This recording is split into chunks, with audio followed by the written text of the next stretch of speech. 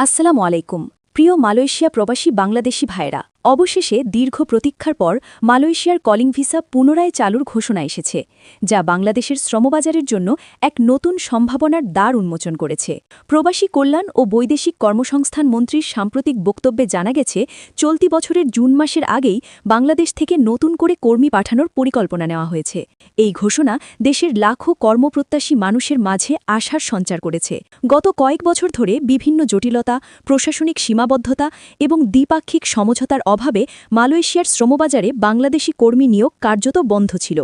এর ফলে অনেক দক্ষ ও অদক্ষ শ্রমিক কর্মসংস্থানের সুযোগ থেকে বঞ্চিত হন তবে নতুন করে কলিং ভিসা চালুর সিদ্ধান্ত নেওয়ায় সেই স্থবিরতা কাটিয়ে ওঠার সম্ভাবনা তৈরি হয়েছে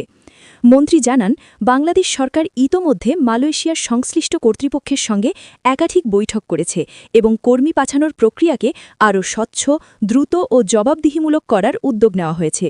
বিশেষ করে মধ্যস্বত্বভোগীদের দৌরাত্ম্য কমিয়ে সরাসরি নিয়োগ প্রক্রিয়া জোরদার করার উপর গুরুত্ব দেওয়া হচ্ছে যাতে কর্মীরা কম খরচে এবং নিরাপদে বিদেশে যেতে পারেন মালয়েশিয়া বরাবরই বাংলাদেশি শ্রমিকদের জন্য একটি গুরুত্বপূর্ণ গন্তব্য নির্মাণ উৎপাদন কৃষি এবং সেবা খাতসহ বিভিন্ন খাতে বাংলাদেশি কর্মীদের চাহিদা রয়েছে নতুন করে কর্মী পাঠানো শুরু হলে দেশের বৈদেশিক রেমিটেন্স প্রবাহ উল্লেখযোগ্যভাবে বৃদ্ধি পাবে বলে আশা করা হচ্ছে এর ফলে দেশের অর্থনীতিতে ইতিবাচক প্রভাব পড়বে এবং গ্রামীণ অর্থনীতিও আরও শক্তিশালী হবে তবে এই সুযোগকে কাজে লাগাতে হলে কিছু চ্যালেঞ্জও মোকাবিলা করতে হবে প্রথমত কর্মীদের যথাযথ প্রশিক্ষণ ও দক্ষতা উন্নয়ন নিশ্চিত করতে হবে যাতে তারা আন্তর্জাতিক মানের কাজ করতে সক্ষম হন